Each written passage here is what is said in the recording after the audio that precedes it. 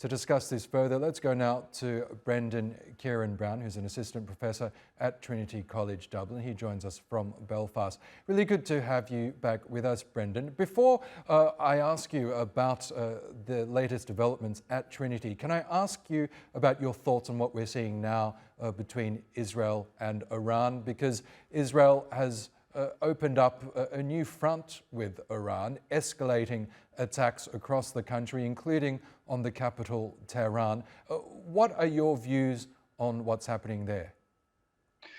Well, thanks as always for having me join you. I mean, it's clearly a very, very serious moment. It's a very worrying time, to be honest, in terms of escalation. I've been talking to friends in Palestine about this. I've been talking to friends who are abroad and we're trying to get home, and they're concerned about all of this as well. I mean, clearly, what we're seeing is the Netanyahu government doing all it can to remain in a position of power. I mean, it is absolutely no surprise that this attack came at the same time that Netanyahu's government was facing a no confidence vote in the Knesset. I mean, we shouldn't be too surprised at the timing of this. I mean, this is audacious beyond belief.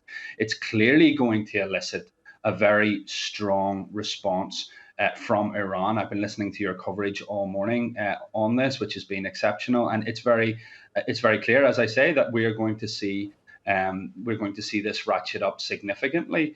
And I don't think that's of any use for anybody. This is a region that has experienced more than enough Israeli terror in the last 2 years and decades before. I mean, let's make no mistake about this. Israel has attacked Iran. It has attacked Lebanon. It has constantly attacked Syria. It is attacking mercilessly the people in Palestine. It is committing genocide against the people in the Gaza Strip. It is occupying the West Bank. I mean, this is just a rogue state gone off the rails here, completely empowered, completely supported and inoculated by governments in the West who have refused to hold it accountable for its genocidal actions over the last 19 months. And it feels it can get away with absolutely anything.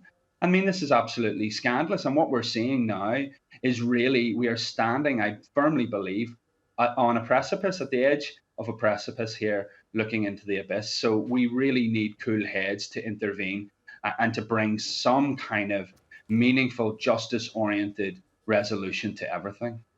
We heard there a moment ago from our correspondents in Gaza and in the occupied West Bank. It seems that despite the developments between Iran and Israel, Israel is continuing its assault in both Gaza and the West Bank. Do you fear that despite perhaps Israeli resources being deployed elsewhere, that the attack on Gaza will continue? Well, they seem to have limitless resources because the Americans seem to be restocking them every time they run out of anything. The Europeans, the same. The UK government continues to run cover by running spy operations, flights over the Gaza Strip. I mean, they turned off all telecommunications in and out of Gaza the other day, yesterday. And when they turn off all telecommunications, can you imagine what they're doing in the background? They have been killing people queuing for aid, queuing people standing in queues, or killing people standing in queues for aid.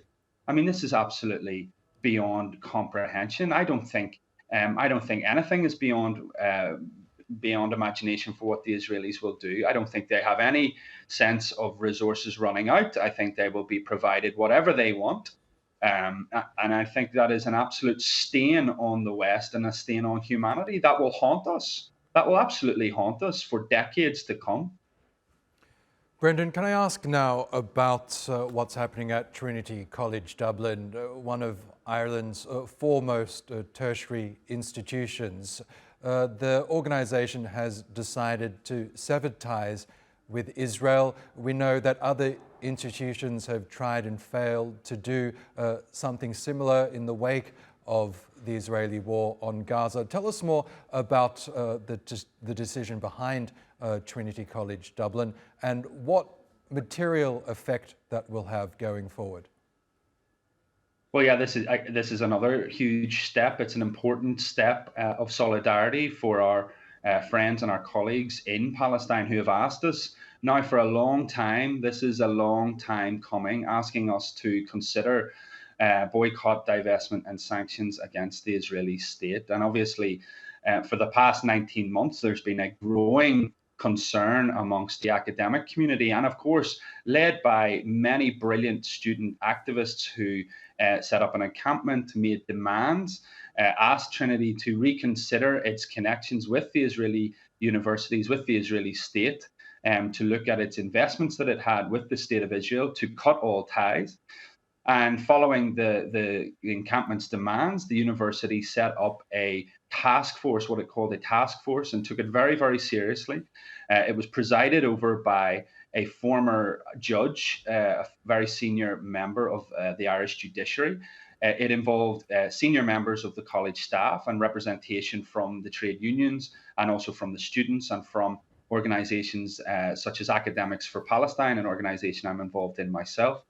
And after 14 weeks of deliberations, after asking for submissions to be made, the task force read 77 submissions and came to the conclusion that the appropriate response at this moment in time was to cut ties with Israeli institutions, with Israeli academic institutions, was to remove any investments it had in the state of Israel, and essentially implement in all but name all of the demands of the boycott, divestment, and sanctions movement. I mean, this is a huge step and a positive step forward. As you said, Trinity College Dublin is seen as Ireland's leading university. It's a globally recognized university. And in the wake of the decision by Trinity, we have seen other Irish universities begin to make some kind of steps towards doing the same. In Belfast, Queen's University made a decision hot on the heels of Trinity's a day later to cut ties with Israel as well. So this is very significant, and I hope that other Irish universities will continue to look at this as well. And not just Irish universities, of course, there are other universities across the world, in Europe in particular, that I hope will take this positive step forward. Okay, Brendan, Ciaran Browne, we'll leave it there for now. Thank you again for joining us on the program. Thank you.